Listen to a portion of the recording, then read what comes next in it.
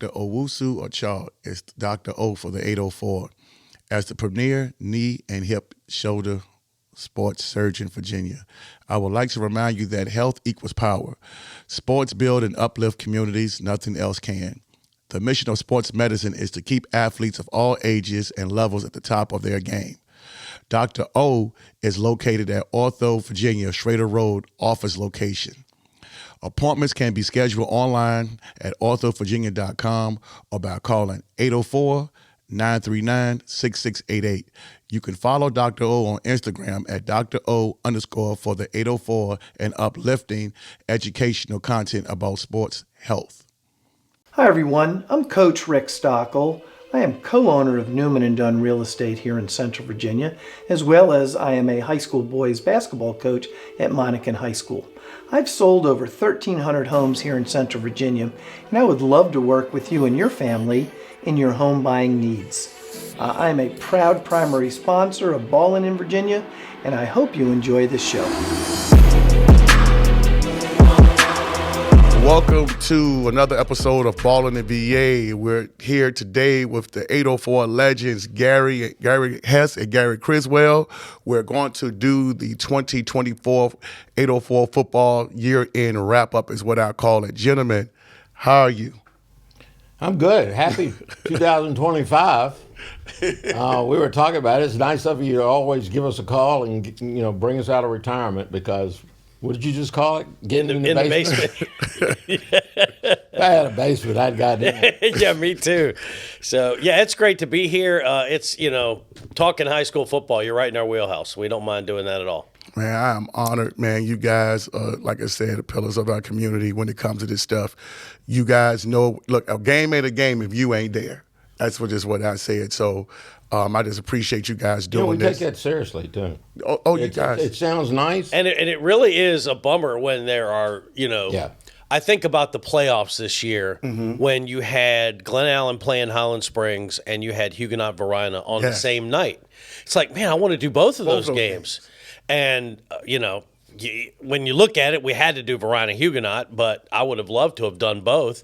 But you got to pick and choose. Then there are other weeks where it's like, man, can we take the week off? None of these games are any good. So anyway, it's nice to hear that. And I think over, with him and I for 16 years, me for 31, I think we've earned that, is that, part of the game of the week is, when Sean Robertson's there, that's the game of the week on CBS 6. When Danny Lewis is there, that's the game of the week on Virginia Preps. Yep. When we're there, it's, and if all of us are there, it's the game of the week. So. And when I got started, I started, and Gary and I were at the same station. That's how we got to know each other. Mm-hmm. But when I got started, there was a financial piece to the puzzle too. Okay. Like we had sponsors from certain area schools and stuff like that. Mm-hmm. And then when I went out and went with another company, I focused on the Mechanicsville area, and we weren't going to do nothing but Mechanicsville games because I had 100% Hanover sponsors. Okay. Now it's changed, and I'm happy to say the best part of this is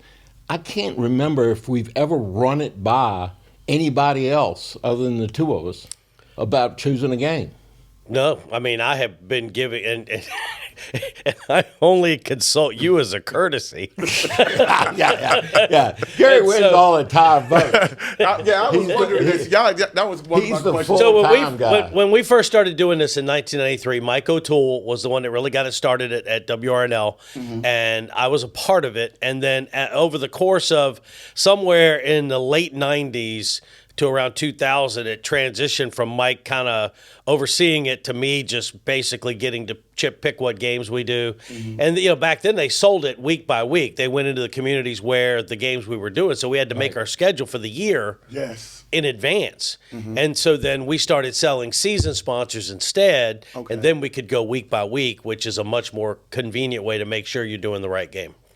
Yeah, because I do the same thing. I look, and I was just telling someone yesterday, I said, well, for me, I've been doing the podcast since 2020, and I pick my schedule, and what I do is I look at, I know the first 3 weeks I'm at Highland Springs, because I know Highland Springs are going to have the games that teams that you usually don't get a chance to see. Right. So it's like, and that's where you got to live. right. Yeah, the scheduling pattern the last 5 years, they're going to play good teams. Any good team they can find early in the season. Yeah, so you're going to be there for the first 2-3 weeks. It's going to start off with Manchester, then 2 teams from out of town, of course, if the games are at home in Highland Springs. So for me, I know where I'm going to be at. So that's kind of how I started. Yeah, we have a I used to call it super secret meeting. It's not really super secret now. We post pictures on social media, but we'll meet up and have dinner and maybe a beverage or two, and then kind of chart out the first 3 weeks of the season, and then the rest of it is all in pencil, and we go week by week. But we kind of pick the first 3 weeks up front and go from there. And we did that when we were competing against each other too. That was the super secret meeting. Yes, man. But I love for me. I know, like, when I'm getting ready, I might be running a little late, and the alert comes up, and I love when you guys are in the car traveling to the game. We hadn't figured out. So I we hadn't figured out what the Man. for the life of me, I love it. For the life of me, I do not understand why that is such a big deal, but it is. If we don't do it, people are like, hey, what happened? What happened? I know, and there's just no telling what we're going to talk about.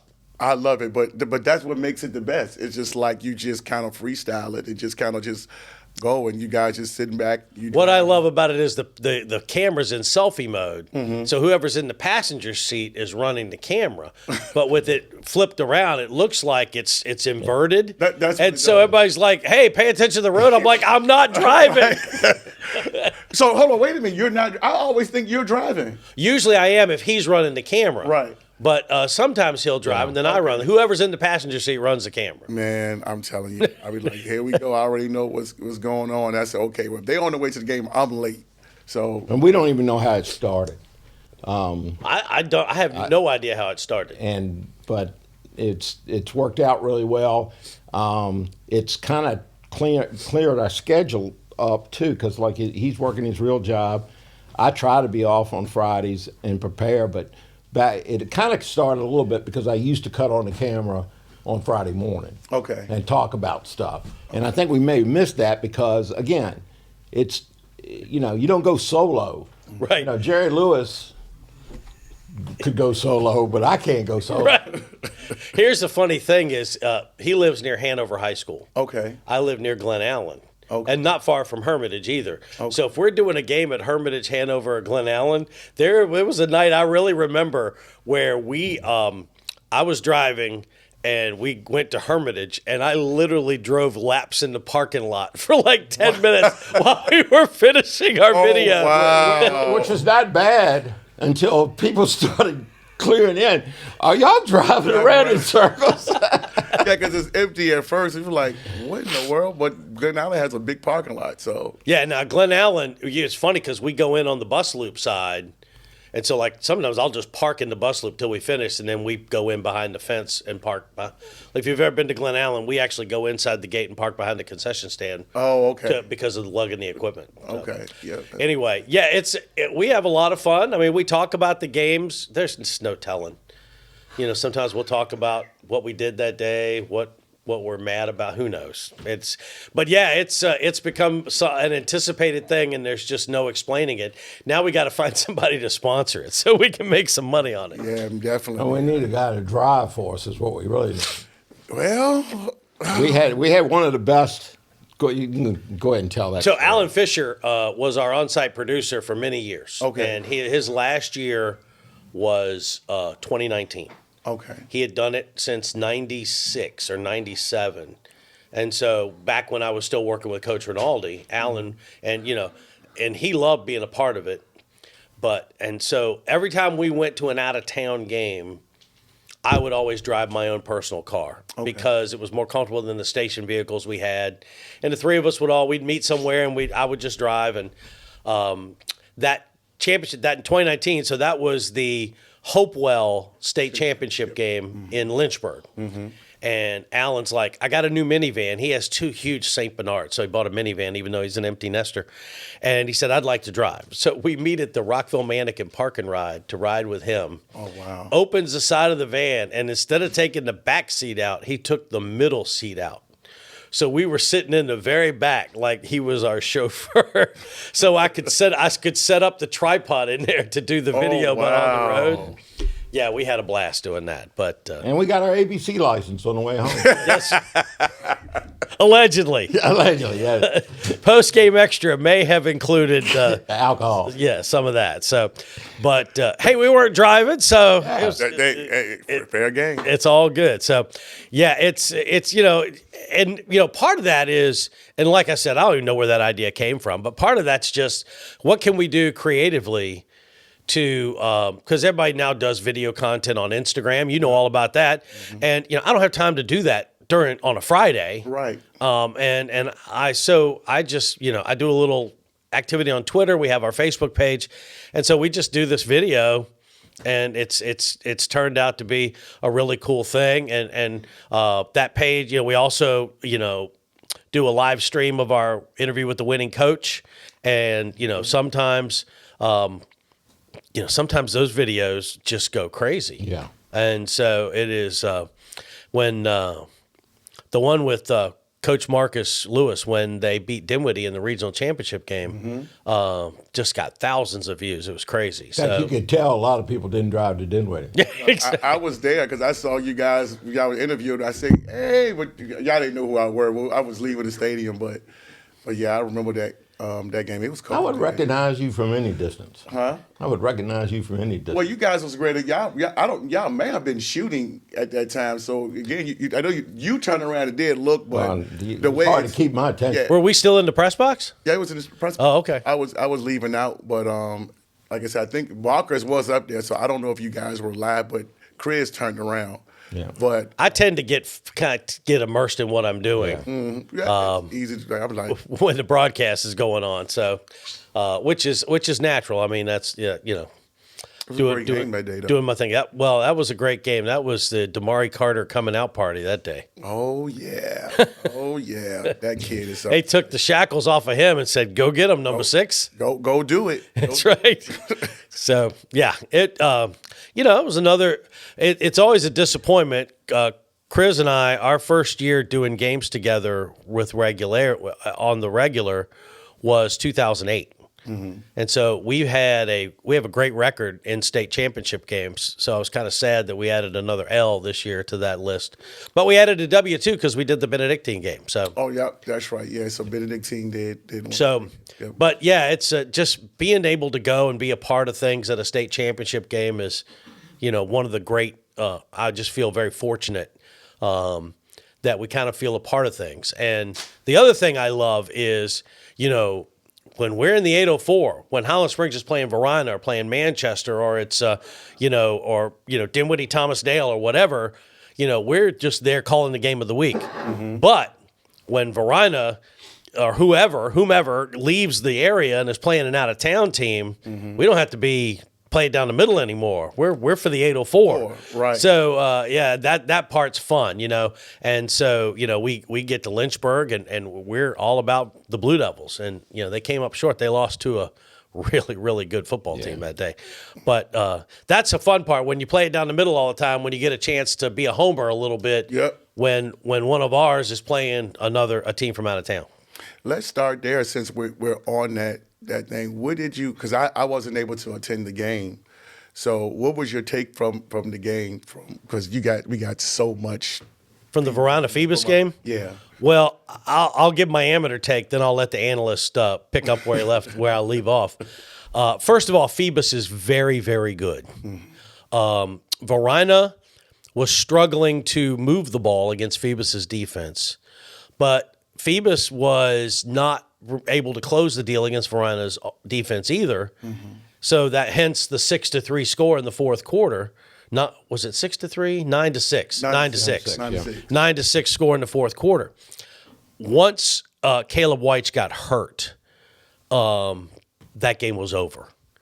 And I suspect that if he hadn't gotten hurt and they could have moved the ball a little more, the final score would have probably been 9-6. And so I'm not saying Varina would have won if Caleb Weitz didn't get hurt, but those 2 touchdowns with the short fields in the fourth quarter kind of skewed it a little bit. But it take nothing away from Varina. Phoebus is you don't win 49 games in a row unless you're really, really good, and they are. So Varina acquitted itself well, but without Caleb in there, they didn't have a chance. Yeah. They Phoebus was more polished than I remember the old Phoebus teams were. And we had never done a game on the radio. I was really good friends with Billy D, who built the thing with Phoebus, and that came naturally because when I was coaching at Hampton, Coach Taylor's son was the fullback for Antoine Womack, and where it was Womack right, Womack left, and a fullback trap. And that was their offense. Okay. The gadget play was the fullback trap. Yeah. Occasionally, they let the quarterback keep the ball or something. But so it was polished, and we'd been hearing good things. And I heard some guys that I trusted tell me, it's a shame. Holland Springs had the right idea. If you're going to get them early. Get them early. But they're also a little bit different than a lot of teams down there. They've got a little bit of a tighter group of products. And one of the things and this is a big pet peeve with me, because you can have too many cooks in the kitchen. Phoebus got 5 coaches. 5. Not 5 for the tight ends, Right. but 5. 5, right. And I got a great surprise because I knew he was coaching high school ball. I knew he was being successful at a place that had in Granby. But my college quarterback, my last years at Hampton, is the offensive coordinator at Phoebus. And I got to reunite with him. And to see me walk on that sideline, he didn't believe I was A, still alive. Oh, wow. Or B, that I would recognize him, but it was like I was back in the quarterback room with him. Wow. And it was and I knew that was going to be a problem too, because he was very fundamental, he was very unflashy, and believe it or not, he kind of got recruited they traded coaches between the 2 high schools, between 2 school zones. Okay. City of Hampton and City of Norfolk traded coaches. Oh, wow. Now it was... Don't hear that every day. Well, and it wasn't a formal thing, but that happened. That happened. One guy went to one place and one guy went to the other, and so they said, they were joking about it. Wow. But it was just, and they were doing multiple sports, and that always gets to you, And in fact, that was part of the thing that I knew in the back of my mind. But the interview with Overton, I had forgotten he was a girls basketball coach too. Yes. And that's tough, and it's unheard of in 804, Right. as far as I can tell. Yeah, I don't recall. And so, but that, it was interesting. Again, that game fell apart for Verona, and I might watch so much football. Just ask my wife this weekend. The game where it was a busted play. And the quarterback rolled right, and all of a sudden there's a guy wide open, and it was lights out for the rest of the game. Talking about C.J. Stroud. Yeah. And playing against when the snap went. Yeah, right. Head, yeah. And it was just that was the reverse of that situation. I felt like they had a good backup, but it was just not his day. And sometimes when they tap you on the shoulder. And I knew it was a problem when they brought another young kid out there. Mm-hmm. So, but they played very, very well, and they were in a position to win. And that's basically when you're playing a perennial powerhouse. Make it a fourth quarter game and see what happens. Yep. Exactly. Right. Yep. And when Caleb tried to come back out for one play, and it was like old man reference. It was like Willis Reed in 1970 with the broken leg with the Knicks, and everybody, remember you talk about that heroic effort he had in the finals. The trivia question is how many points he scored in that game? Like 4. 4. Yeah. He came. Wow. He went out. He made a couple of shots, got him fired up, went and sat with his broken leg on the bench like he's supposed to.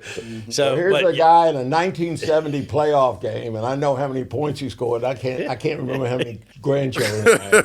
It's very, that's what the sports will do for you. Hence the secret of our on-air. So if y'all are out there, you're watching this is what 70 looks like. That's right. Good. Really good. Look great, Chris. But it takes nothing away from Varina's season. They lost their first game and, rolled off 12 in a row. Yes. And, I was just very impressed when you looked at that 4B regional bracket with Dinwiddie and Huguenot and, and then even the lower part of the bracket was Hanover and Powhatan and Eastern View. And the way they dismantled Huguenot and shut them out and then beat Dinwiddie by 3 touchdowns, it was very impressive. And then Tuscarora is good too, and they beat them 28-0. Right. So that tells you Varina was a worthy participant in the state championship game, and at the same time, Phoebus was a worthy state champion. Mm-hmm. So take it away from that Huguenot game of Varina. You were just going there, man. It was so cold that day. Did you expect a shutout? Did I expect a shutout? Well, is that even a fair question? I guess for Huguenot people probably look at I me was like not surprised at a shutout. I was surprised at, in addition, the amount of points that were scored on the other side too. I was that I thought it might be more of a defensive battle than it was. It was interesting. In the lead up, I talked to the coaches, and you get information, you don't share it, you hold on to it. Yes. And I shared it with him, and basically they played zone, but they played an aggressive zone. They got up in the receivers' faces for Huguenot. Yes. And as great as those receivers are, they couldn't get early separation. They couldn't get separation. That's the word I was looking for. They couldn't get early separation, which forced the quarterback to hold on to the ball. They kept Linwood Johnson in the pocket, and Huguenot, it was kind of, they struggled to adjust from there. If you got those guys on the perimeter locking things down with that D line and linebacker core Varina's got, it's going to be a long night for you, and that's exactly what happened. Yeah. Meanwhile, back in Southside though, this was a surprise element for me because we did our first look at Huguenot was against Lloyd C. Byrd. Okay. Yeah, I would say that game as well. And Lloyd C. Byrd was just hitting their stride. Yes. Yes. And they still didn't even have where their producers are going to be. They were still figuring out those pieces. They played hard, but that kind of gave me a false sense of security for Huguenot going forward because, I love it. The fact that we've got the city schools back. Me too. Oh, me too. That's the way I remember it. When I left town, it was like that too. Gary, the perspective there is that we had seen Byrd early in the season against Thomas Dale. Right. And Byrd lost that game 27-16 while allowing under 100 yards of offense. Wow. Well, Thomas Dale had a pick six and a fumble return for a touchdown. Okay. In the second half, and that flipped that game upside down. But we came out of that game uber impressed with Byrd's defense. Okay. I mean, all 3 levels. Yeah. I mean, we can just name playmakers at every level of that defense. Okay. And so we were like, Huguenot's offense against Byrd's defense. We can't wait to see this matchup. That's correct. And Huguenot just dismantled their defense. Dismantled their defense. And Lewis caught 3 touchdown passes that night, and that was even before the Dabney kid came back. Michael Dabney, Jr. Hey, he hadn't even come back yet. So Markel had 10 catches. Lewis caught 3 touchdowns. Washington had a big game. We're like, holy cow, this team's for real. And so, I just think that speaks to and I'm sure Coach Scott would love another chance to play that game. Yes. But I just think that speaks to just how good Varina's defense really was, especially led by those 2 defensive tackles. Man, I'm telling you, the way you guys just broke that down was absolutely spot on because I was thinking the same thing. I was just like, wow. But like I said, to me, 4B was, to me, the best region this year. Oh, yeah. Well, and, you see that when we went down to do the Dinwiddie-Matoaka game. Oh, my God. I was there for that one, too. 45-39. That game was like a track meet. And if it's, and here's the thing. There are very few things that happen on a football field in a game where you're just sure of what's going to happen. You know what I'm saying? Right. Say it again. But I'm going to tell you, when Matoaka took the lead late and there's 4.5 minutes to go and Dinwiddie's offense comes on the field and they get the ball at the 30-yard line, and I looked at him as, is there any doubt Harry Dalton's going to lead them 70 yards down score? Right. And he scored with, 20 seconds to go. Yeah. And so, that was just, it was the most Harry Dalton thing, you could ever see. That game was classic. It was. And, Matoka never recovered from that. They never did. I mean, when I got to the game, I think they was down. It was up. Matoka was up 20-7 or 20-0 or something like that. I can't And then remember. considering before halftime, Harry Dalton threw 3 or 4 interceptions before halftime. And I said, okay, this game. I said, this game is over. And then they just came out, which we all know Dinwiddie is a second half team, and it was just a complete reversal of what the first half was. Yeah, that the adjustments they made, and some of those were from the neck up.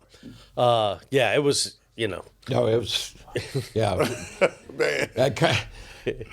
Coach Mills, I'm not sure I've ever heard him say a curse word, but it would have been a good night to get it on tape, I think. Yeah, I want to say when I talked to him on live, I don't want to say that he did or didn't, but I think it might not have been curse words, but there could have been loud regular words. Yeah, it was some words.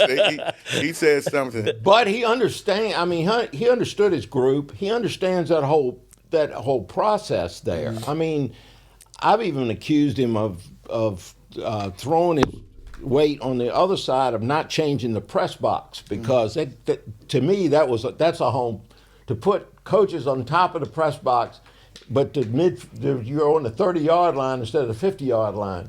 It's the whole trip down there is what I love is every time you talk to him, oh yeah, it's in the works. We're gonna do this, and the press box is gonna be in the middle. They're gonna do that until they have a 5-5 season. They may burn the thing down. Oh my God! Start all over again. So, but what I'm saying is, Dinwiddie does that to Matoaka, and then we knew and then Verina had beaten Highland Springs the week before. Yes. And Dinwiddie's going Huguenot's going 10-0, and we're just like, man, the 4B playoffs are going to be unbelievable. Mm-hmm.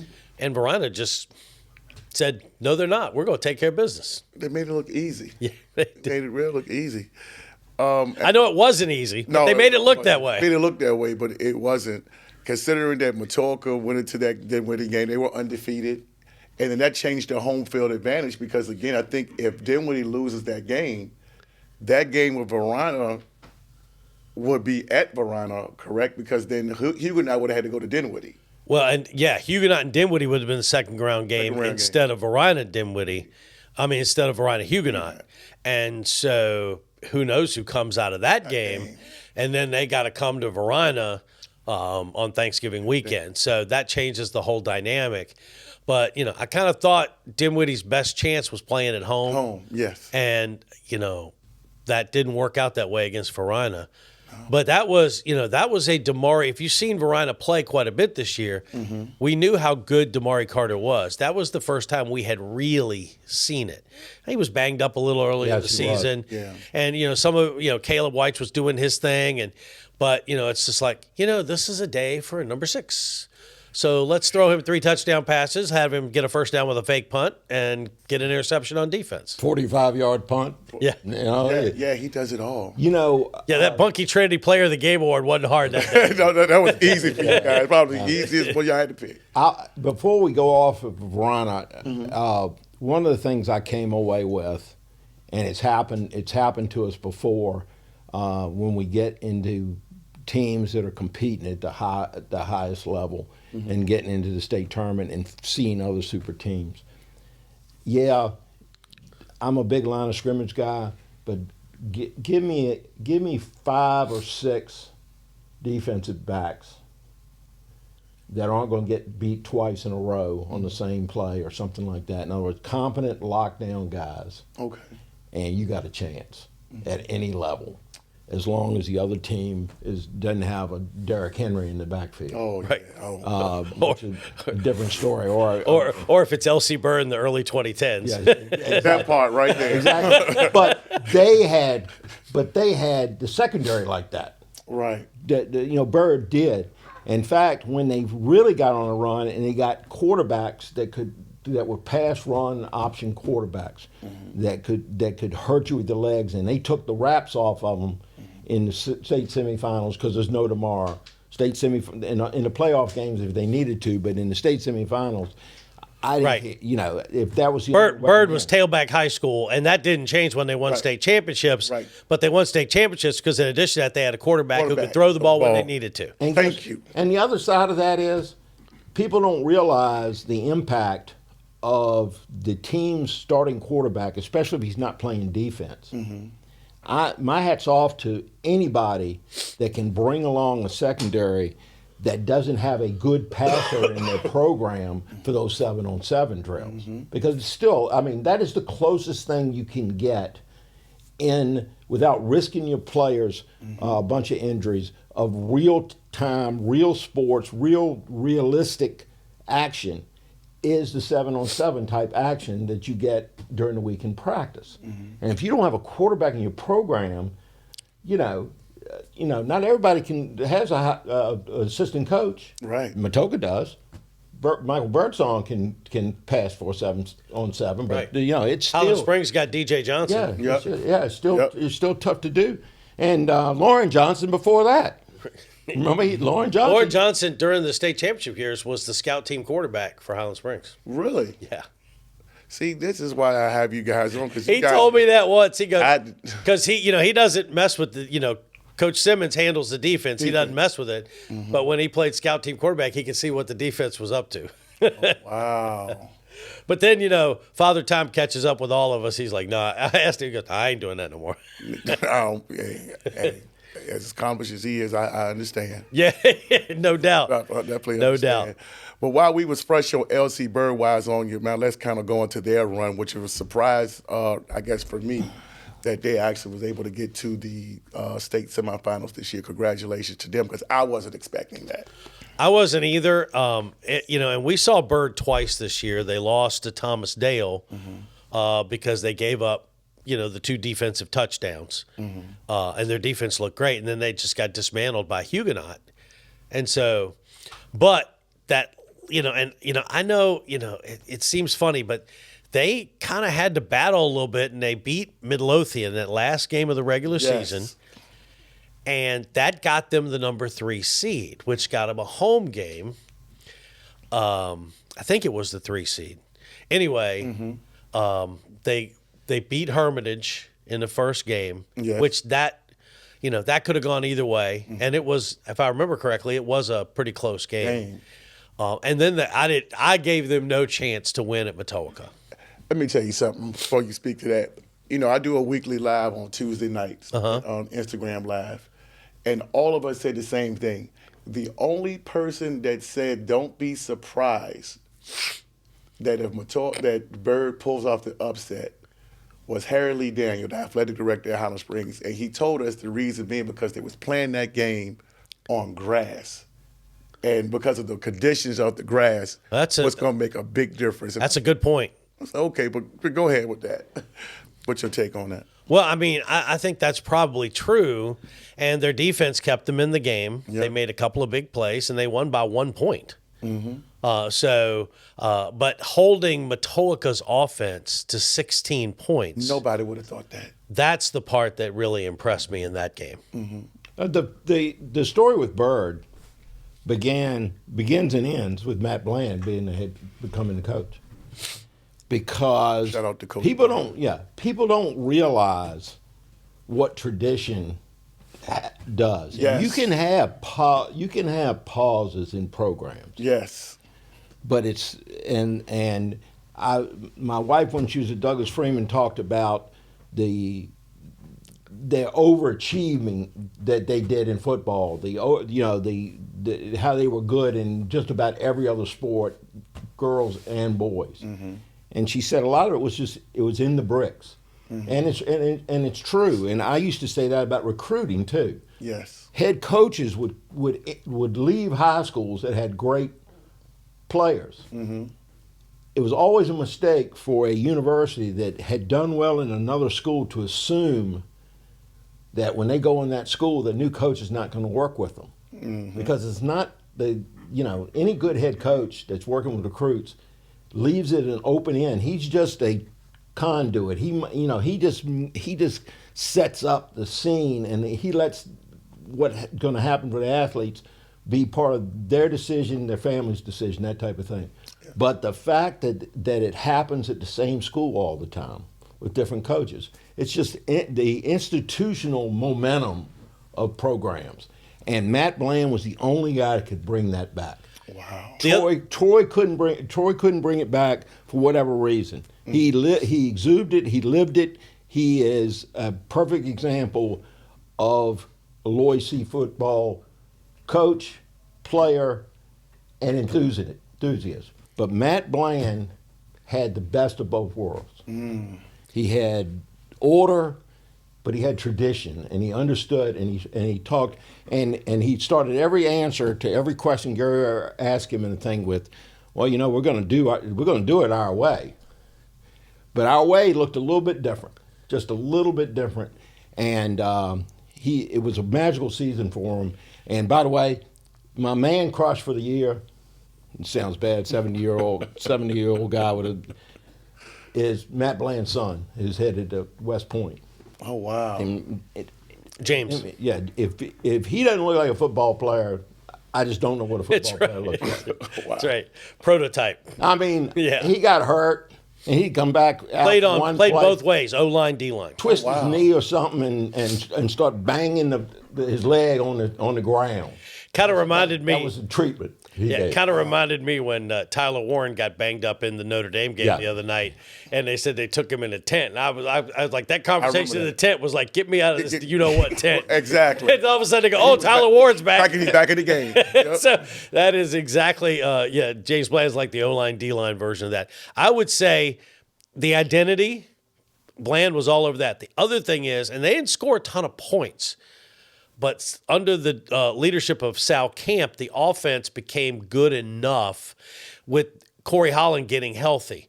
And so now all of a sudden it's like, oh, yeah, this is Tailback High School. Mm-hmm. And Corey Holland got a steady dose during that playoff run, and then big plays to Sir Paul Cheeks. Mm-hmm. And then that kind of DNA worked. They got enough. In fact, when they went to Roanoke in the regional championship game, they didn't score an offensive touchdown. Mm-hmm. But Sir Paul Cheeks had a pick six for halftime. They went up 10-0, made it stand up. I think 10-7 was the final. Yep.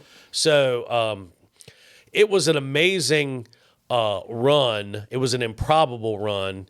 And, they lost in the state semis, but great first season for Matt Bland at Bird, no doubt about it. And it's hard. The other thing is, it's funny to say first season because he's been there like 30 years. Yeah, forever. I'm excited for the off season for them. Yes. They've got a motivating factor, as does. And by the way, that's the number one thing 804 has going for it.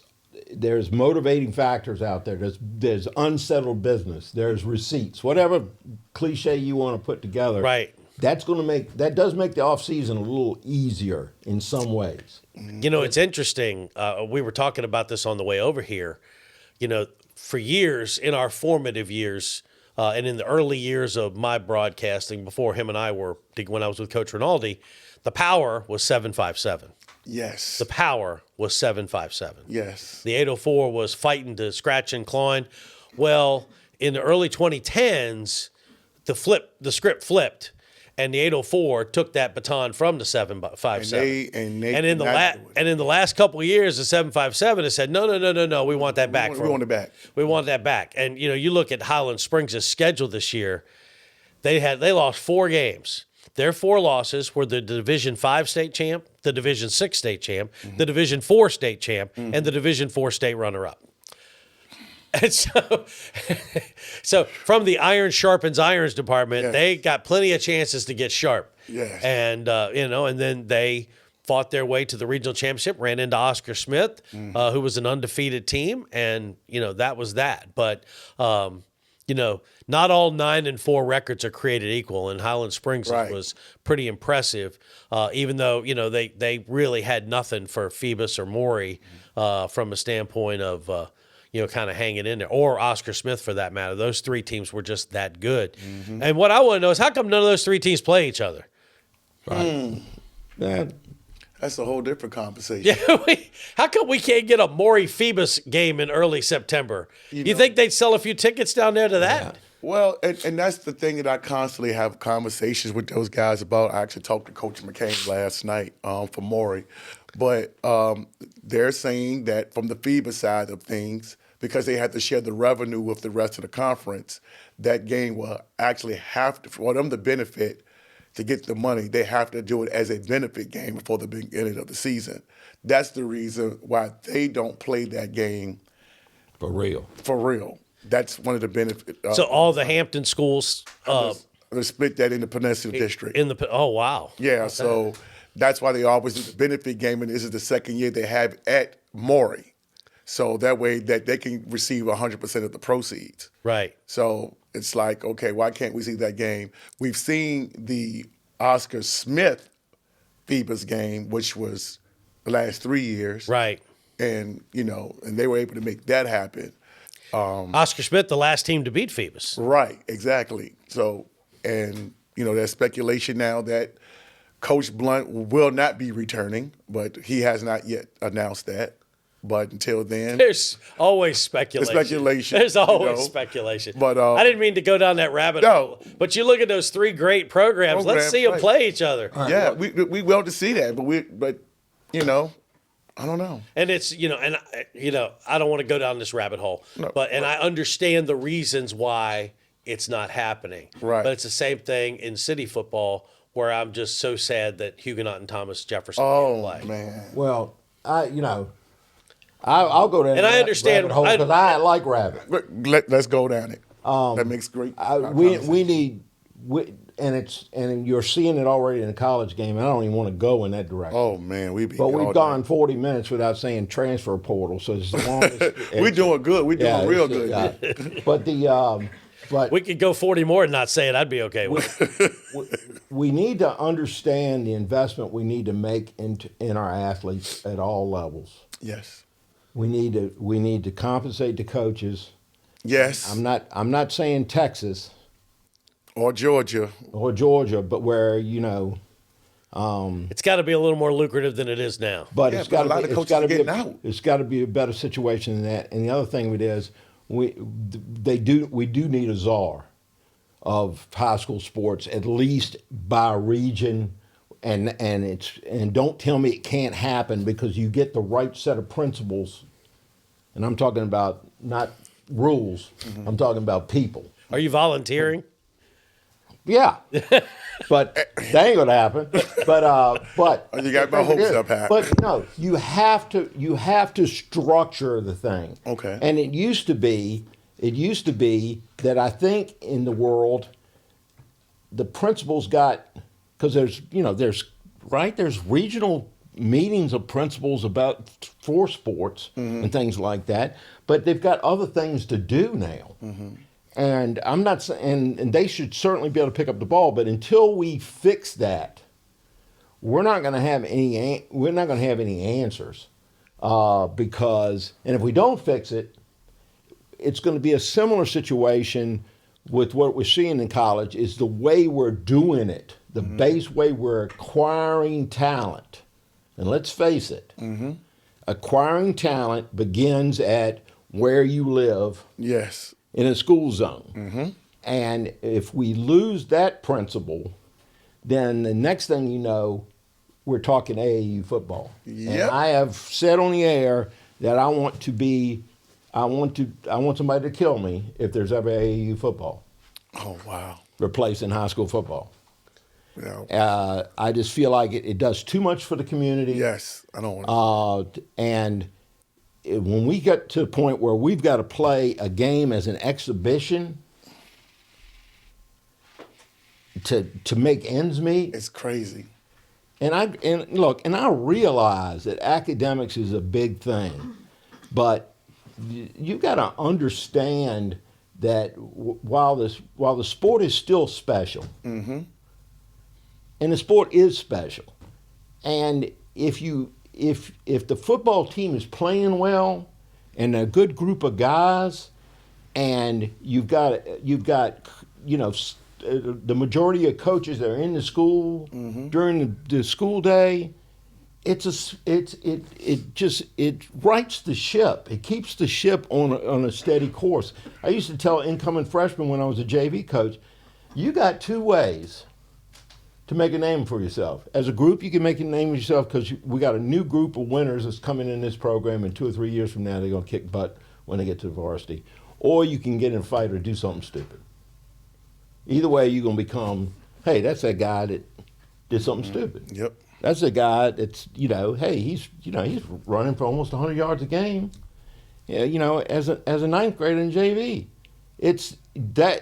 you build a program. And I'm afraid we're getting sucked into the momentum that is what's going on with college football. Mm-hmm. And I said I didn't want to talk about it very much, but literally I've had 5 conversations with coaches that are beyond football, they're friends. Mm-hmm.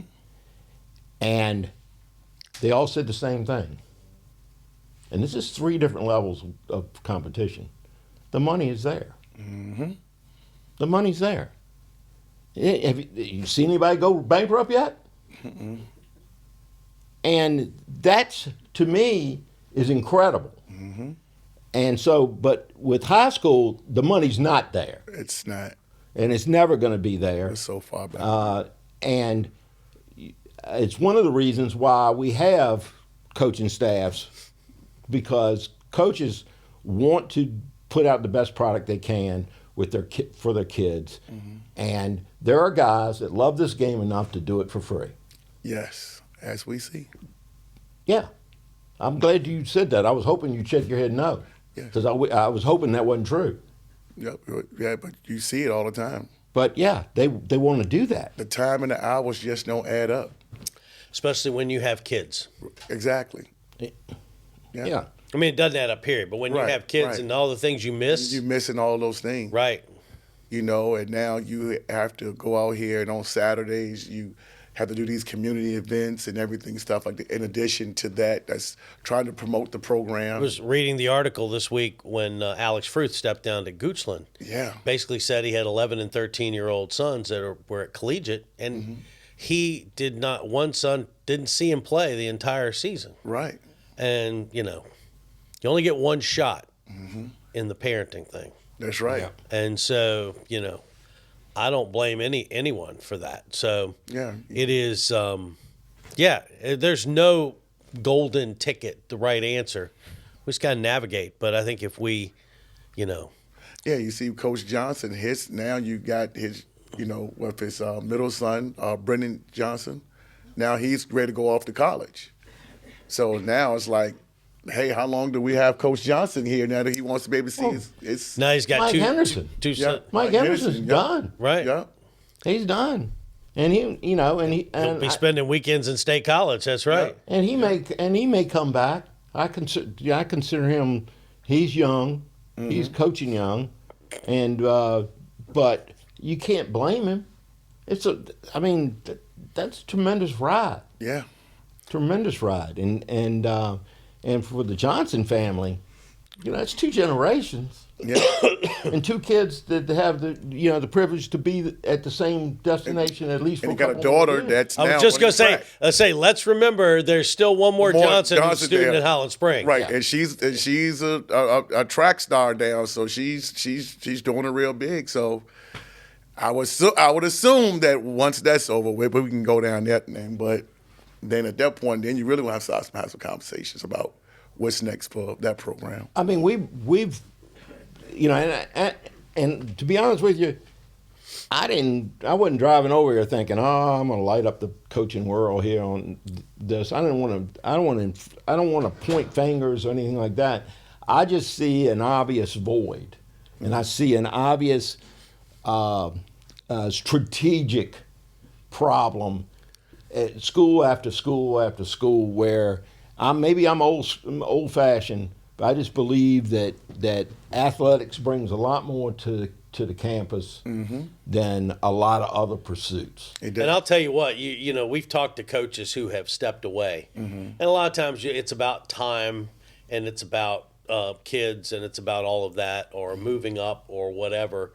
And then I was like, do you miss it? And it's like, oh, Friday nights. I miss Friday nights. Yes. Then we talked to one guy this year, and I know you'll know who I'm talking about, Gary, who is out of the coaching game now. And I said, do you miss it? He goes, I miss practice.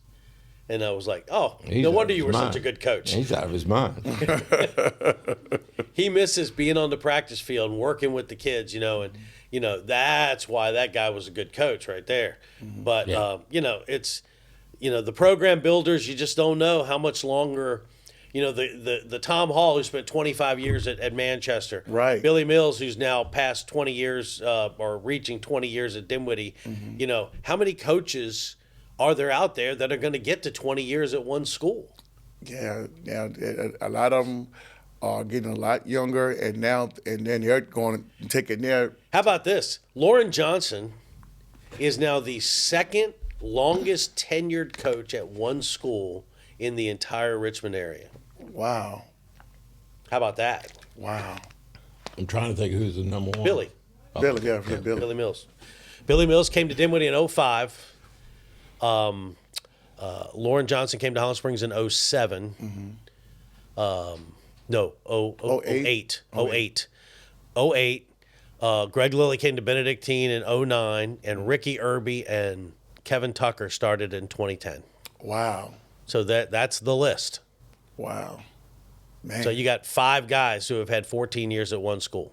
And and Tom Hall goes back farther. That's not all at one school. And Mike Henderson just stepped away after a long run between 3 schools. So but I think that list is going to dwindle as the years go by, because modern football chews guys up and spits them out, and you at the detriment to your family and to and for what there's a lot of accomplishment in that. And there's, and then there's the higher calling when you are the father figure in these kids' lives. Right. And that can never be underestimated, can never be understated.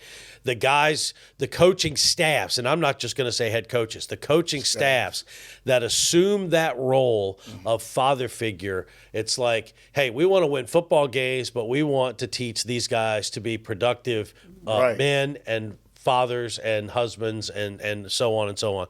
That's when you're on to something. And because the wins and losses will fade over time, but Gary still talks about the wins fade, the losses don't fade.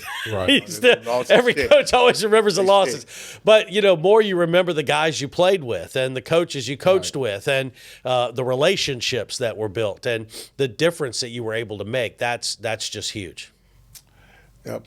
Going to class 3, we got a bunch of younger coaches. We got with Armstrong with Coach Pruitt and Coach Harris at TJ. Let's kind of go into how about their seasons this year. Before we get into, since we're talking about class 3, I want to do we need to spend most of the time talking about Thomas Jefferson and Armstrong, but I want to do a quick shout out to Colonial Heights. In Class 3. Yes. Colonial Heights hosted a playoff game for the first time in school history. Man. Got a playoff win for the first time in school history. Coach Keeler is trying to build something down there, and so shout out to him. Yes. Also, shout out to Coach Ricky Irby. They endured an unspeakable tragedy early on in preseason, and that is when his role as a football coach took a back seat to what he needed to do to shepherd those kids through that. And if you know people in this area, there are few people more equipped to do that than Ricky Irby. Ricky Irby was, and Ricky Irby had to deal with his own grief at the same time, but guided those kids through that. And then, it wasn't a vintage Hopewell season. No, their quarterback got hurt, but he guided them through that. So shout out to them as well. Yes, absolutely. Shout out to him. TJ and Armstrong got the headlines in Class 3 locally, and deservedly so. And I still my first ever broadcast at the school on Cool Lane. Undefeated TJ, undefeated Armstrong. We had such a good time that night. Yes. And the atmosphere was great. Everybody was there. And it was what a great night for city football. Yes. 2-8-0 teams battling at a city field. Yes. It was awesome. And we Yes. were very excited to be there. And then we were back at Hovey Field a few weeks later for the TJ Kettle Run game in the regional. And it was cold. Yes, it was. Yes, it was. Yes, it was. But, yeah, it's, so we did Huguenot twice, TJ twice, Armstrong once, and there were years and years where we didn't do any city games at all. It's been And it's awesome. It is very, very, it's exciting, and looking forward to more of it next year because I don't think any of them are going anywhere. No. So, and a beautiful thing is they are Exhibit A, B, and of course, Huguenot got a new building. Yes. And that helps. Definitely. That helps. When you got the speed they got, turf field doesn't hurt either. Right. It sure does. Exactly. But, I grew up 3.5 miles from where Armstrong is. Okay. It was JFK back then. Yeah. Watch where I graduated I from. bowled at Cool Lanes. Yep, down the street. They bowl overhanded in that neighborhood now. Oh. But it was I didn't know what to expect except on the field. And the field was going to be taken care of. Yeah. I didn't know if we were going to have somebody at the gate for us. I didn't know if they were going to have, how the press box was going to be staffed. I didn't know any of that stuff. And you can see it coming together. But I've got to share this story because it's the most incredible story. This is your time. This is the most incredible story I can think of at the time. And Gary knows what I'm going to talk about. So we're getting together, and because usually, let's face it now, it was getting cold. It was in November. It was getting cold. So all of a sudden, people start showing up in the press box. You don't know why they're there. And I've asked a few of them why they were there before, but they didn't have. But Especially at Armstrong, that's not the biggest press box in town. We only had two people running this game, and so we're all depend on how we time it and how close it is. But getting the national anthem on when we have a commercial, or getting a commercial on when we have a national anthem is a little bit of a challenge, no matter what happens. Okay. For us. So we have a crowd mic that can pick up the national anthem Okay. if we need to, but ideally you be in a commercial break, then you can just stand up and be respectful for the anthem and all that. But I can't. My thoughts during all the national anthems are the last things I want to think about and what these guys are thinking about on the field and all that kind of stuff. And it makes a difference. I look at the teams while it's being played. Anyway, so no, you got to let me tell it now. No, go ahead. Okay, I'm sorry. So all of a sudden, about halfway through the national anthem, I'm going, where's the guy singing the national anthem? He's doing a pretty good job. It's the damn PA announcer that's doing it. He went for now we're going to sing the national anthem, and then he ripped it. Well, I was sitting right next to him. And so I stand up, and we're in commercial break, and I got my hand over my heart and stand there. And all of a sudden, I hear the national anthem and gets a couple lines into it. And I noticed it before they did. Yeah, oh yeah. Because I went, and I was like, what? I didn't That's say anything, different. but I was like, wow. And he nailed it, man. Yeah, It was great. He's a great guy. We got there super early. And it was funny because other than the three of us, the only people in the press box was the PA guy and the guy, the electric clock operator. And man, and the scoreboard went out. The scoreboard, yeah, I would say the scoreboard went out. And we he did a great job with his walkie-talkie of keeping us up to date on time and time cues, and it was the communication between all of us was really good that night. It was a great experience from start to finish, and I did not know that the athletic director at Armstrong was Coach Anderson's son. Sometimes, yep. And so that was great. And so we got to reminisce about Coach Anderson a little bit. So that was it was a great night, and I'm glad city football's back. You've been there, and all. It was, to me, to be able to walk to the back door of that press box and push that open and look down that street at that empty playground that you know is not empty if the temperature's over 50 degrees. Right. And not a soul in sight. And I told our producer, I said, the light's on. It's time for real civilization. It's time for normal high school life to creep into this community. And it helps that, for them putting those wins there. And you could see the pride and people wearing jackets from my era. Oh man, yes. From that, and you saw it at TJ and all that. We're talking about TJ being a state contender, and they certainly will be. They were in Division III. They certainly will be in Division II. And there'll be obstacles down the road, but right. They can't play at night. We broadcasted a game early in my career out of the chemistry lab. Oh wow! Threw open the windows, and we were doing a 4 o'clock game and a 7 o'clock game. Wow! I was doing the 7 o'clock game with Coach Rinaldi. Yep. Wow. Robert Fish and Herman Allen, who's also a sponsor. He was a great football guy. Always. Kids went through Benedictine and all. They did it, and I was I was doing the scoreboard show at that point, but I wanted to be at a game if I could. What was going on, and so it was very emotional to see that kind of thing. And I recruited, I believe, in my 6-7 years active recruiting at Hampton, I think I signed 18 guys out of the city, and missed on some guys that because of my relationships with the coaches that were in there. And I mean, you still had McPhee in there, and Rodney Berry, George Wythe, and people forget about that George Wythe group. Yep, he was been on 27 angry men, just doing their thing. Multiple sports athletes, yes. all came together to play football, and there's some great stories in there, and there's going to be great stories going forward too. But again. Dr. Cameras and the powers that be in the city schools, they got to look at that long and hard because they've got an opportunity. It's not like they're dropping the ball. But now, of course, it's ancient history now because the die has been cast. But I would have loved to have seen some seating put in over at the Redskins training center. Yes, and made that like city football game of the week. And different team hosts have a revenue sharing agreement of some kind, and TJ, your home game is at the center this week, and you put big games there. You got plenty of seating. Yes. You can just put the spotlight on city football.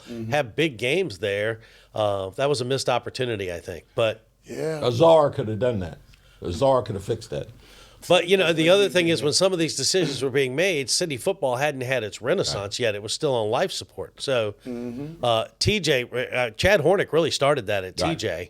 And then P.J. Adams kind of picked up the baton, and then Joe Harrison from there, and now the guy that's there now. That's my role. I'm the one that forgets the names. Coach Harris. Coach Harris. It came to me. Oh my God. Don't ever get old, Lee. Don't ever get old. We've been impressed with the city school coaches off mic as well, and I really like some of the style of some of the things they're doing, and I expect them to have tremendous off seasons. I don't know how I know TJ's very excited about how much talent they have coming back. Same for Huguenot. I just feel like Armstrong's going to be a tough out no matter what happens. Yeah, I've talked to Coach Pruitt. I really like what I see there. Especially from Coach Pruitt, and he puts a lot of thought into both sides of the ball as far as the game plan is concerned. Both coaches made an attempt to address kicking problems. TJ had a solution. Yes. And that kid was a secret weapon, and Coach Harris was smart enough to use him as such. That's my biggest complaint now. Here's the one thing I will say about TJ and Armstrong. I think they're both going to be really good, but you just, Rashad Cherry. That's hard to replace. Okay, Jockey Chavis. Yeah, it's hard to replace. yeah. I know they got athletes in the pipeline, and I know they got players, but Rashad Cherry and Jockey Chavis were special and played all three phases and made difference in all three phases. Jockey Chavis showed his stuff in the Big River Rivalry All-Star game. He was the MVP for his side. He made huge plays in that game. So and Cherry did too. Those two guys. One too many plays, but those two guys leave a void. Yes. And I know they got playmakers, and it's like, there's other versions of that too. Yeah. As good as Lane was for Highland Springs this year, Christian Martin left a void. He left a void. You felt it. As good as the people that came behind at Manchester, Brendan Clark left a void. You felt it. And there are examples of that everywhere. And TJ and Armstrong are going to be challenged by that because of just how good those two guys were. Yeah, you thinking about when I was at the collegiate game where Chavis caught the Hail Mary touchdown pass to win that game against collegiate. And I was just like, okay, now that leads me to my question. Here's my question. Okay. Here's my question. How long does the pass have to be for it to qualify as a Hail Mary? Because they were, at the 25-yard line? Were they? Yeah.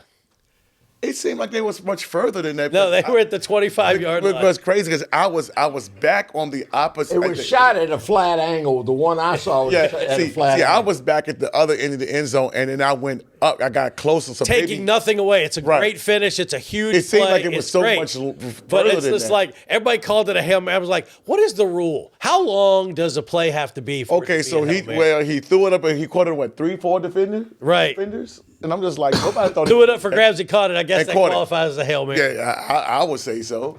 I was like, wow. Then considering, I remember a few years ago. Do you remember this? We did. We had 2 Hail Marys in 1 year in football games, and LC Bird was part of both of them. Really? Won one and lost one. Beat Thomas Dale with a Hail Mary. Lost to Manchester on a Hail Mary. Yeah, I remember the Manchester loss. Wow. That was last season? No, that was Bedwell was still there. Oh, okay. That was I think. back. All right, so you moved on. Sorry. No. You guys moved on to Division 3. Well, the thing that I wanted to bring up is what are some solutions going out? And I'm sorry. No, we can. I'm slow to come to grips with the private schools. All right. Okay. I want to hear now. I want to hear now. This is now. I started that with. I had really good contacts in those schools. Okay. I was, I was working for Life Touch, and I was in touch with all those guys. Coach Lilly and I have been in touch ever since he became the dean of students at Benedictine when they were still downtown. And shout out to him. Shout out to Coach. And by the way, best coach game we saw all year was his win against St. Michael the Archangel. St. Michael? Yeah, St. Michael. They took a sword away from St. Michael, the Archangel. He was known for his swordsmanship, by the way. Not anymore. Not anymore. No, not after that. But and I'm pretty sure St. Michael the Archangel physically had the 5 best players on the team on the field, but it takes 11, and he sped up. He sped up the game. Wow. Especially on special teams transition because he knew the other team only had 27 players. Almost had a running clock. Yep. And they got beat 12 weeks earlier by the same team. Wow, because everybody thought, it was going to be a much. And it was that game. The first game was 41-32, so it was a track meet. So St. Michael scored 41 points. This time in the state championship, they scored 12, and 6 of those were after the issue had been decided in the fourth quarter. But what we're happening, we're seeing some different, and the Armstrong situation with collegiate Okay. It's a perfect example of what. I don't want our resources in the city going into to pay for diesel on a bus to take them to Isle of Wight County to play. Okay, and they're having to do that to find games. Yeah. The private schools, I'm sure the parents would go anywhere they wanted to go, but the parents of these private schools deserve to have home games. Yes. There's, to me, the only competition reason for not doing it is if there's what's they call when they're reclassifying kids. You're right. That seems to be the reason why they're not doing it. But I don't know if everybody's. I don't know how widespread that is, and I'll let somebody else speak to it. That's something that you can maybe. You don't hear about it as much anymore. And I know with Trinity, since Mr. Short has been there, it doesn't happen as it used to be. I know when my son was at Trinity, they kind of stopped that. They wanted you to kind of come there more 4 years than rather come there as a junior and then reclassify back. Oh, there's no question. Right. And they even told me, it was like, hey, we want to kind of pitch this to some of the parents, let them know that we can kind of give them more off of tuition and such and such and such. But I know for me, as far as what I've heard, I haven't heard it as much. But the bottom line, and it was, Right. it happened for years. Benedictine played Tucker for a long period of time. Right. I played Tucker when I was at Henrico. I played against Benedictine when I was at Henrico. It didn't count in your standings. That's right. For the Virginia High School League. But we did it for the games, and we had guys from the neighborhood that were playing on that team. They don't want to do it anymore. Yeah, well, and I don't know why. Well, yeah, I guess we do know why. Yeah, we know why. But I think it services the product. We need to strike that balance. Right. Because I don't think the way things are developing, I think that the next run of 757 is not going to be a decade or a decade and a half like it used to be. Yeah. I think the recovery, and I base that on one thing. Okay. From worst team to best team in all classifications in this, we are stronger from top to bottom than we've ever been. I agree. That's gonna preserve. Certainly from top to about 3/4 down. Right. Because now you're having these coaches such as at Armstrong and TJ, they want to be there instead of just, say, you know what, I'm just going to use this as a job to kind of get another job. These coaches love and they want to be a part of the community, and that's what I'm seeing now with those coaches, and I salute them. I mean, I think Chip Howard's trying to do that at John Marshall too. Yeah, John Marshall and he hasn't Kutch. He hasn't gotten to the point of the other three yet. Yep. But he's working in that direction. Yep, and Hutch at George with as well. So, Right. I love to see that. That's why people say, well, you talk to those guys haven't won. No, we still need to continue to talk to them as well because they're building George Wilf's in a new school, stuff like that. So, no, we need to continue to talk to those guys as well and help them, with their programs because soon, just as you see, that word, transfer portal or whatever, all it takes is just one winning season, and next thing you know. Right. And, of course, the coaches in the city would tell you what we're accomplishing is that the city kids are just staying in the city. Staying in the city now, right. They're not going in the transfer portal. They're not going down. You're not getting them to go over to Highland Springs or Henrico. Or like wherever. That. Wherever, because let's know. Yeah, whatever, just the, But, like I said, I'm happy for that. And let's not insinuate that we're throwing any coach under the bus. Right. Because let me tell you, while I'm not putting it past any coach to recruit a player, right. Often the players and the parents recruit the school. Thank you for clarifying that because we definitely don't want to put that. Oh well, Lee said no. No. A lot of times it's it's like no. We want to move into your area. We want to come play winning. for you. Winning, Right. when you win, it happens. My son was at Trinity, but prior to 2013, Winning's a magnet. basketball, 100%. that didn't happen. We started winning. Next thing you know, had everybody trying to come to Trinity between 13 and 7 and 18 when Big Cot left. And it happens. When it was still in the 90s, when I was back here recruiting, I'm sorry. I'm just nothing will help you win like Hank Coleman and Armando Bacot. That part. That part. But the crazy thing about it was Coach McPhee was catching a lot of slack, and I've had coaches from the county tell me they've lost players there and stuff like that, and it was just part of doing the business. And I don't know how active it was. I just know Coach McPhee was a hell of a football coach. We know that, and, right? And it's a highlight when I see him 3 or 4 times a year at games. But I used to tell people, rent is rent. Apartments are apartments. If you're a family and baby boy has some talent, that's the money in the bank. Right? And am I upsetting you? No, I no. You. Hey, I'm what with I'm you. saying I'm there with is you. such a thing. There Keep is such a preaching. thing as if you build a better mousetrap, the world's going to be the path to your door. And I got some news for you right now. If you think this only happens in football or basketball, guess again. Say it again.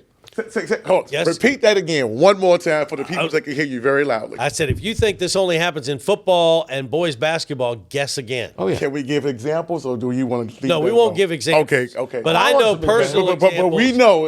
I want some examples. But well, I'll give you all examples you want off the air. Right. But Right. Exactly. yeah, I can give you examples. They will be calling me saying girls basketball, baseball, softball, volleyball, yeah. especially volleyball, but we won't say it. The point is made. We don't need to go any further. We don't need to go there. There's volleyball? Yes, but we won't go there. All you do is just research. You'll find it. Okay, so can I steer things? We're running low on time, and we've done 3, 4, and 5. I'd be remiss if we didn't at least talk briefly about Division 6. And you know that's going to be the biggest one. But let's go on to 6. Let's go on to 6. There's so many stories in 6 this year. Let's first, shout out Oscar Smith winning state championship. That was, from what I understand, again, I wasn't at the game. I wasn't there game. either, but following it, what a crazy, yeah. What a crazy shout out to James Madison for, yes. Basically taking him to the wire. Because nobody thought they ever had a chance. Right. Considering that was everything. a big time fourth quarter game. So, Oscar Smith won it, and that's legit. And they beat Highland Springs. What was it, 28-7? Yeah, 28-7 in the regional final. So 14, something like that. Right. So, when I look at Highland Springs, first thing I want to do is shout out to Brennan Johnson. What a great career he's had. Yes. Coach's son, the other coach's son. Devin Simmons stepped up and played at a high level this year. Okay. And you look at Rakai Hopkins, and that defense had playmakers. They had playmakers on the defensive side of the ball. Ferguson. And Ferguson Bird was banged up. Ferguson stepped right in, chip off the old block.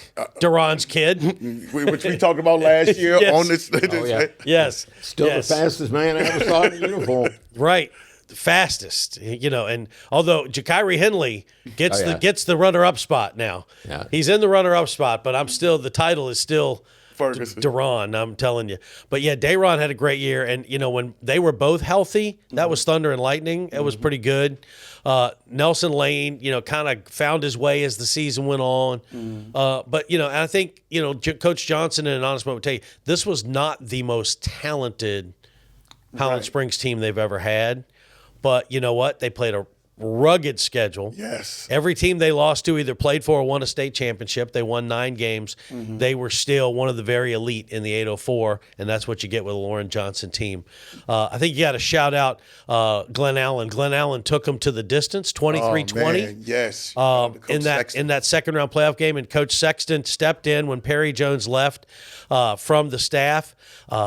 Now, I'll say this, shout out to Perry Jones. He inherited a group of about 16 seniors that was a really good senior class. When you look at the running back and the quarterback and those 2 inside backers and the whole secondary and a couple of the receivers, some of the O-line, that was an incredible senior class, and he's going to have to replace all those guys. But, Glen Allen, you think about it, their only losses the entire season were to Verina and Highland Springs. Yep. Good vibe going over there at Glen Allen too. For a West End school. It was the first time, right? Well, no, they've been, but I mean, it's been building. But as far as it's a show. It's competing with all the other things that we compete against on Friday nights now. One other shout out I personally have in Division 6, and that is to Manchester. First year for Coach Jason Harrell, had some stumbles early on, but they kind of found their way in the second half of the season. Yes. Put together a solid year. Definitely a big shout out to those guys. And so shout out to Jason Harrell. And going back to D5 for a second, shout out to Tom Hall. Takes over a Prince George program that had floundered. And I think they went 5-5. 5-5, made the playoffs. That's a great accomplishment and a harbinger of what's to come down in Prince George. It's a community. Verina is a community. Yes. Highland Springs is a community. And more importantly, for the coaching staff and being able to maintain a program, one high school county doesn't hurt any either. While we're talking about Tom Hall very briefly, 2023, we saw Billy Mills hit the 200-win milestone. You look at the list of people in the 804 who've won 200 games in their career. It's short. It's a short list, 7 or 8. That's it. Wow. If most of their games have been in the 804. Right. I could give you like a Gus Allen who won like 65 games at Hermitage and 200 games in South Carolina. But 6 or 7, I could name them, I think, if I thought about it. But Billy Mills joined that list in 23. Yes. This past year, Lauren Johnson joined that list. Yes. And next year, Tom Hall will join that list. He's sitting on 199. Oh, wow. So I'm going to go out on a limb and say he's going to get number 200 next year. Gonna be at that game? We might. I wouldn't put it past us because it's one of the places. Gonna have to look at that schedule. Gonna have to look, but to be there for his 200th would be really cool. That would be really nice if they make that happen. It's gonna be some good games next year from the schedule that I've seen so far. So we'll have some. Good. I haven't seen schedules. I've talked to coaches about who they've dropped and who they've added, and some exciting things are on the horizon there. No more Manchester, Highland Springs. That's done. But Highland Springs will play September 12th against Dinwiddie at Highland Springs. So do know that. Dinwiddie. Look at you. Look at you. I shouldn't act like that. Mean I know a little bit and I don't know nothing, so I shouldn't. No. Dinwiddie, Highland Springs. September 12th. I'm gonna guess that we're gonna be, and that's at Highland Springs. It's at Highland Springs. You mean we can see Dinwiddie without driving to Dinwiddie? Exactly, because I hate that drive. And I told Coach Mills, I said, "Oh God." But it's just like it's Coach. A great atmosphere. It's just like Coach Mills, though. It's like, hey, we got to break in a new quarterback. I got an idea. Let's go to Highland Springs. Right. I mean, that's exactly. And you know what? Iron sharpens iron, and when they get in the meat of the Central District schedule, they'll be a handful, right? Yeah, and the thing of it is Lauren Johnson gave me the best example of it when he was on one of his runs. One of his college teammates was at Blacksburg High School, and they went 5-5 in the regular season, barely got in the playoffs, ran the table. Won Division III, I think. Whatever division it was, I know this. It was a couple times he got up in the press box. Was the first question he asked us, "How did Blacksburg do tonight?" He was invested. But the thing of it is that's a step, definitely a step in the right direction, because it's got to be the team's ideas. I think it's got to be the coaches' ideas. They've earned the right. If you're going to underpay them, then let them do it their way. Give them their expectations, and that's something that is very, very healthy. I love the unblemished records.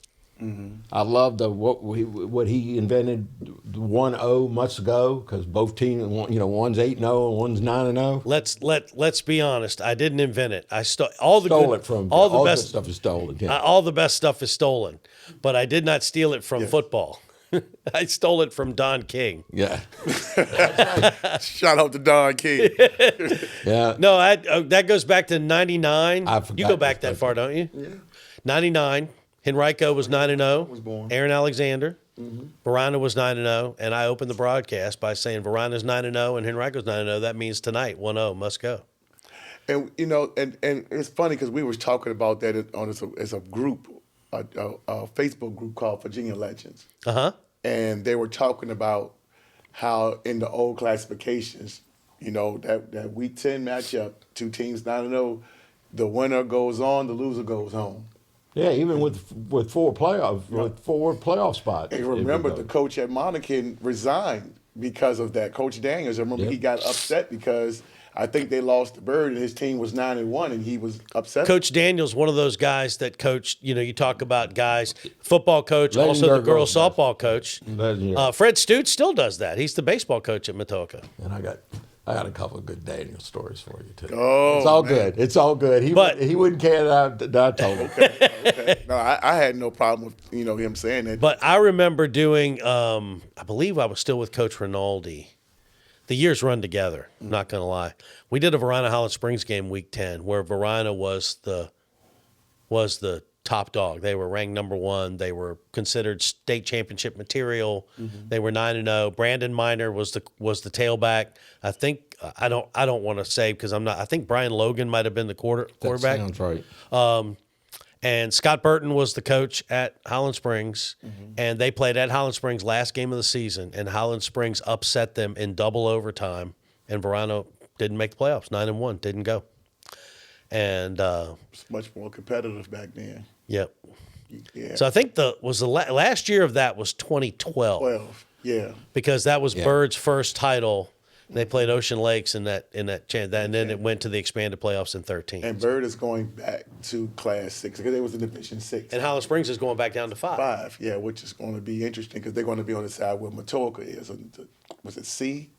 Yeah, 5C. Yeah, 5C. Yeah, so that's going to be interesting. I know I wanted to ask you guys a question. It means Holland Springs won't run into the power until they get to the championship game instead of getting to the regional championship. Regional championship, yeah. So with that being said, the hayfield. What are your guys' thoughts on that with them not being allowed to play? I mean, they were allowed to play, or they were playing, and they didn't allow to play.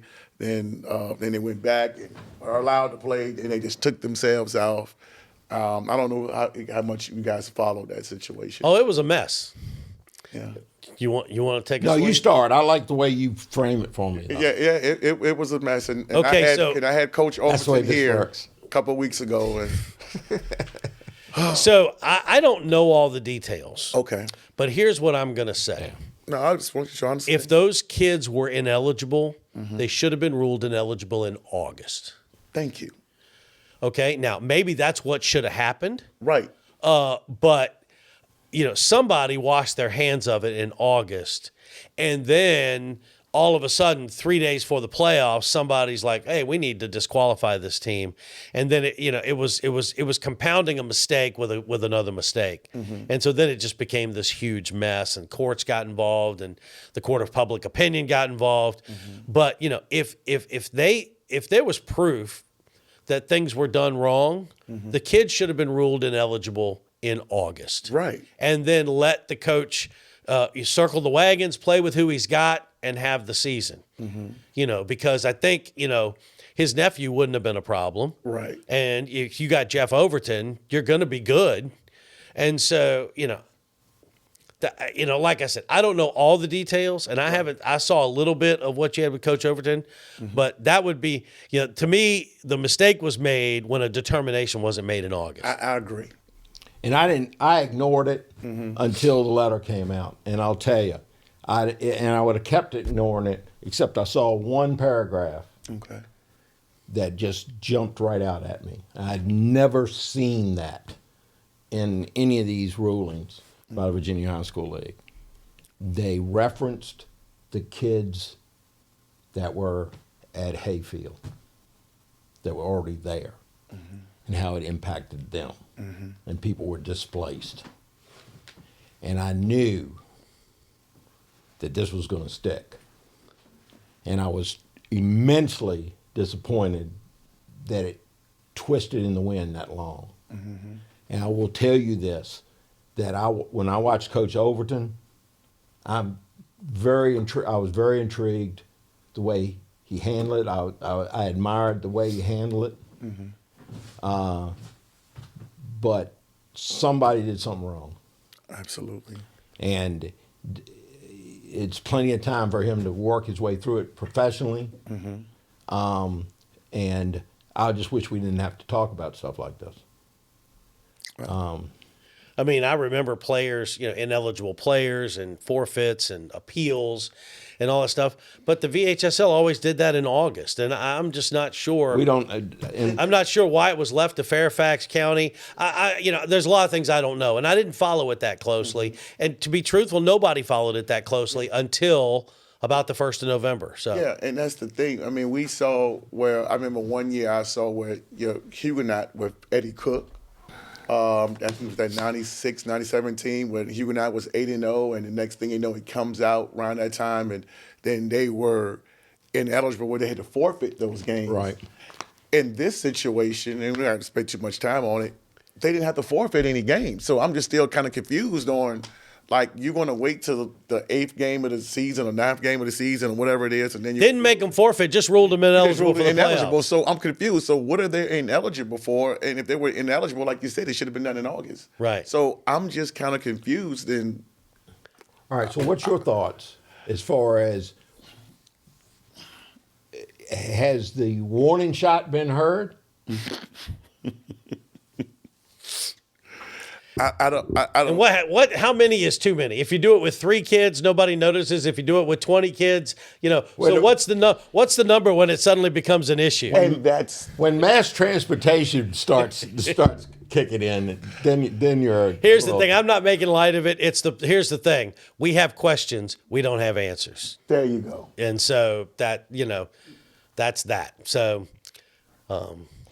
Yeah, it was a mess this year, and that's the best way to see it. And like I said, Oscar Smith we never got the game that we wanted to see, which should have been possibly a Hayfield Oscar Smith matchup. Apparently, based on what Oscar Smith saw in the state championship game, Hayfield would have had to beat James Madison first. Yeah, yeah.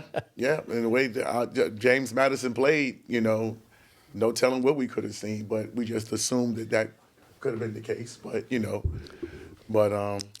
I just think matchups makes fights, and I just think that matchup for James Madison would have been much better for.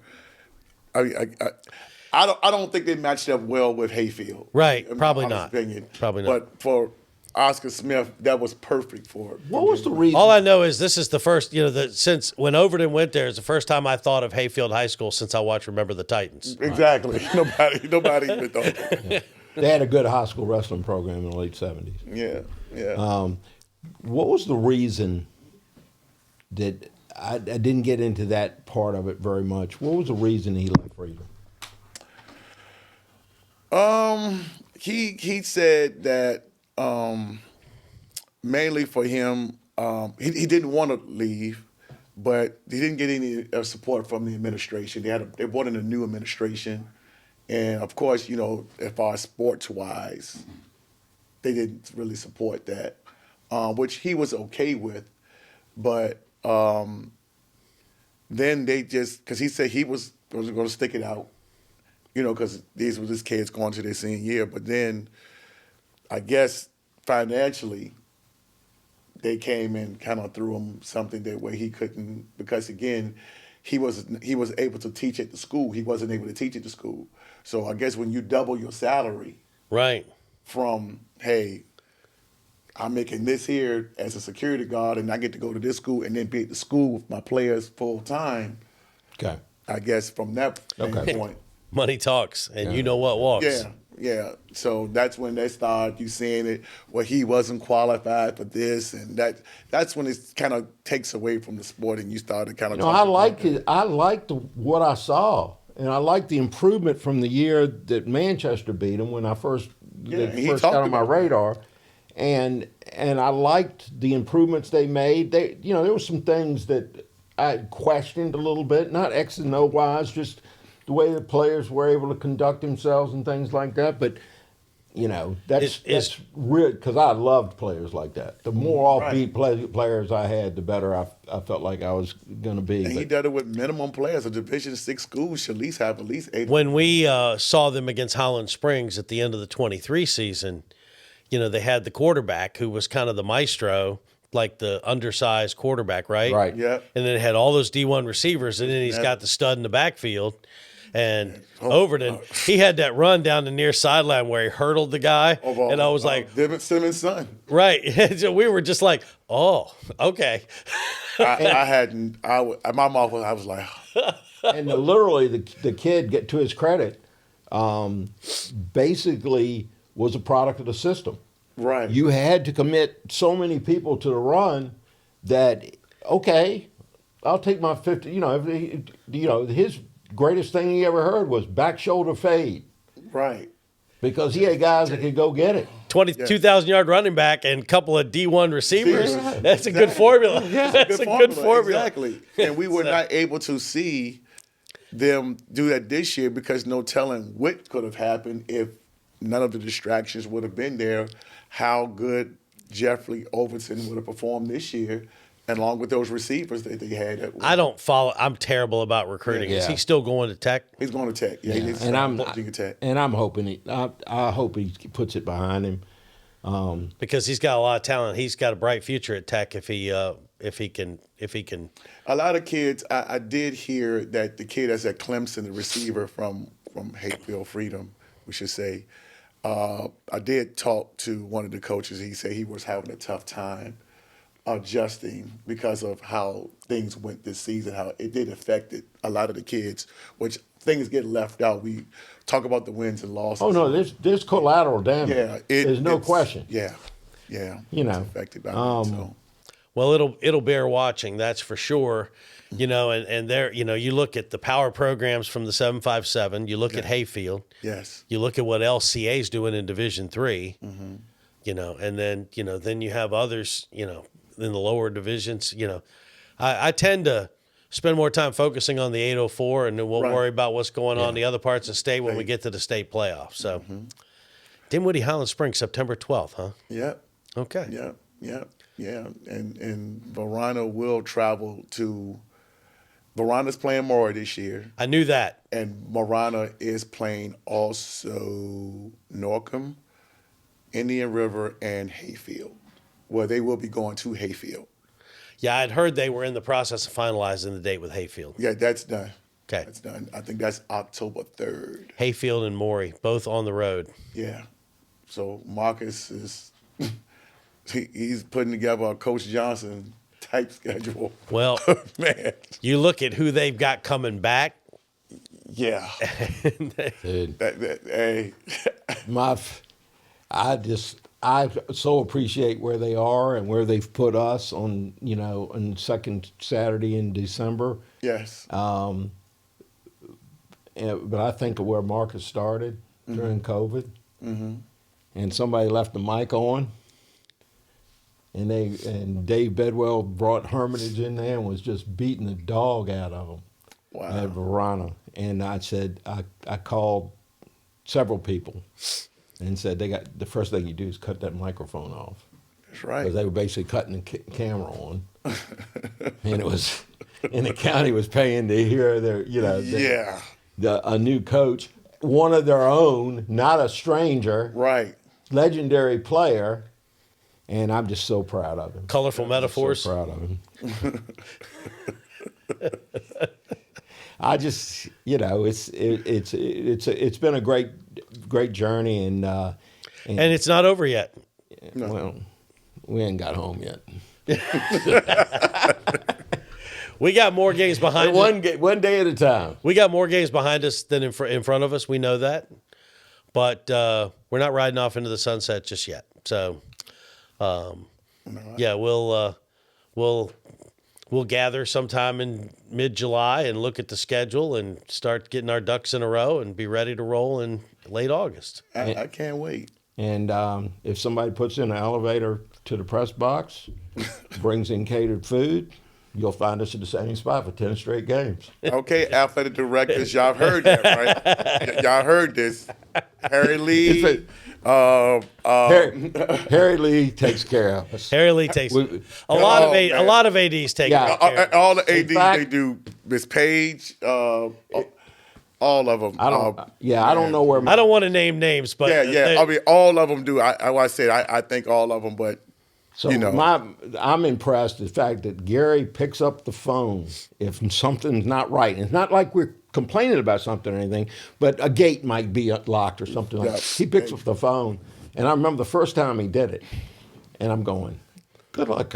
AD's not going to answer the phone right now. He's in his 30,000th step that he's taking right there at this point. Folsom and everybody. And, and then all of a sudden the bathrooms overflowed and by gate 2 and stuff like that. I said, they're not going to answer the phone. And they always answer the phone when he calls.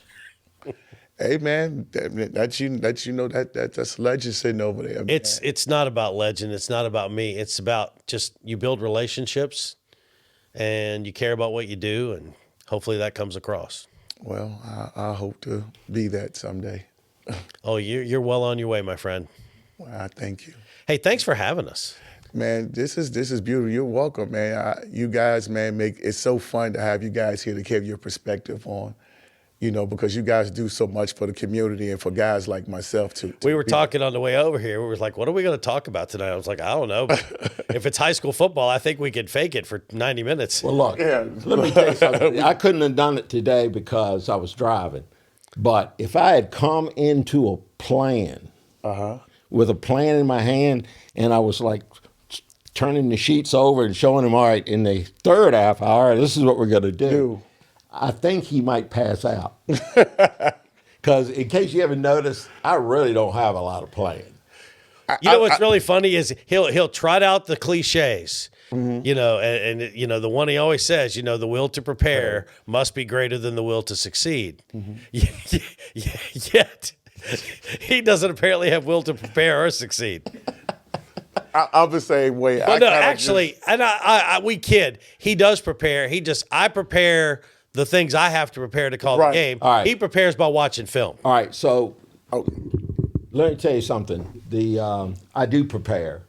I've since 2020, I have probably. Hopefully, my wife won't watch this. I have probably spent 5 hours a week minimum on my own playbook. Because I'm interested in what makes things work. Mm-hmm. I'm interested in keeping my brain sharp. Mm-hmm. And I want all evidence to the contrary. I want to be able to recognize what I'm seeing. Mm-hmm. And I want to be able to have that conversation. And this year I crossed the threshold a little bit further because I brought an iPad up and we even X'd and O'd a little bit with a couple of coaches. You got to watch. You got to pick your spots on that kind of stuff. Mm-hmm. And to be honest with you, there were a couple of times where we'd get done with the coach's interview, and he'd get the iPad out, and he'd have the coach. Him and the coach would be enthralled with X's and O's. We'd get out of the commercial break, and I'm like talking and packed up, and I'm like, we got to do play. Coach, we got to finish. We got to do players of the game. Get back over here. Yep. Yeah, I go down to the field. I say I love what you guys do, man. But it's just it's just a pleasure to do it. Gary gets conversations for the. What do you do now? 4 stations now? Are you on 4 stations daily? 3. 3. He gets he gets comments.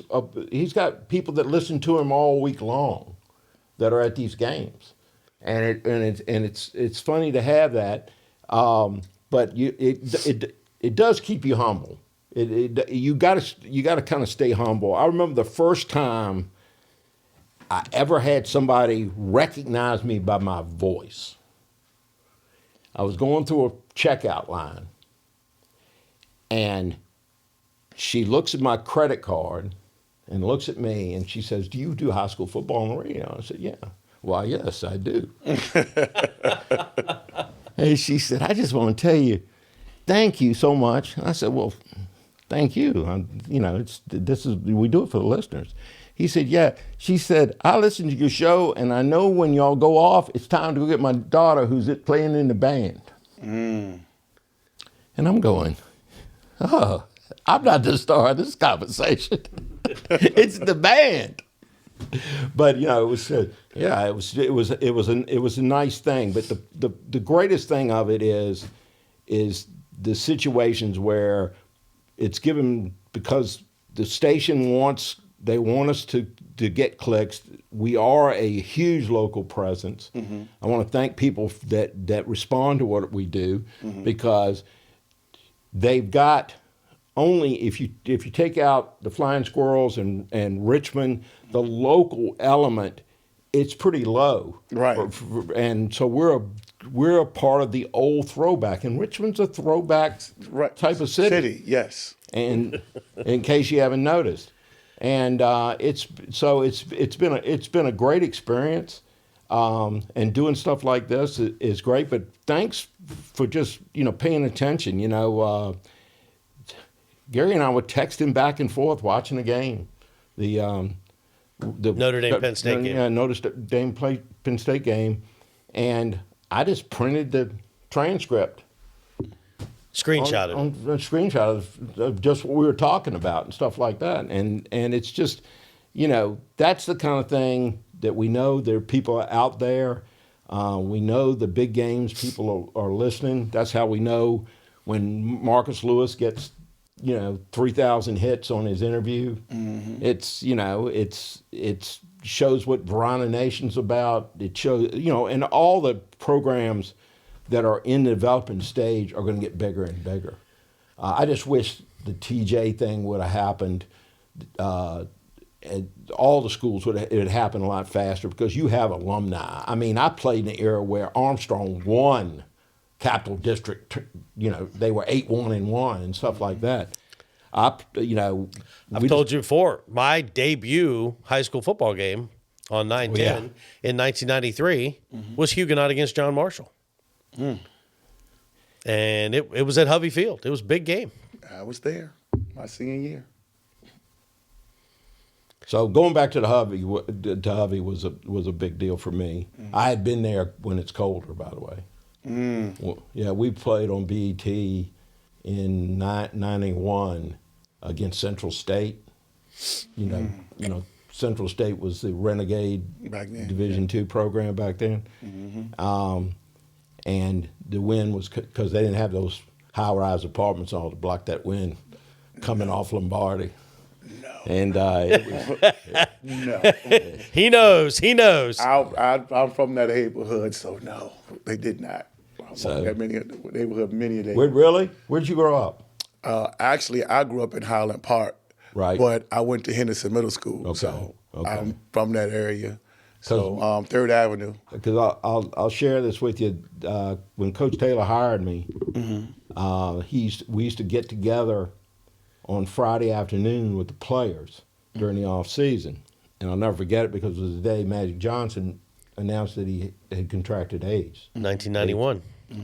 As Coach Taylor said, everybody's Saturday night plans were changed that night. And I'm speaking to him. And I told him that my father was a firefighter at number 10. It's a theater now, community theater now. And he's corner of Lombardi and Broad. And we only had one car as a kid. And my mother would drive us to pick up my dad after shift. Or he had his side job too. And sometimes he would do that. And if she needed a car during the day, we would drive. And so the first college I ever saw was Virginia Union. And it's one of the earliest memories because they had the big thing they got from the World's Fair in 1940 or something like that. And from Belgium, by the way. Oh, didn't know that. But yeah, the connection there, and Coach Taylor put me on a path where I saw what it took to be successful, and it was a great experience with HBCUs. There was a large period of time where I was the only white coach in the CIAA, and it was a great experience. You can't change it. I didn't run it out all the entire way. I just felt like it was time to be home more often and raise my girls, and it worked out great because they saw that side of me.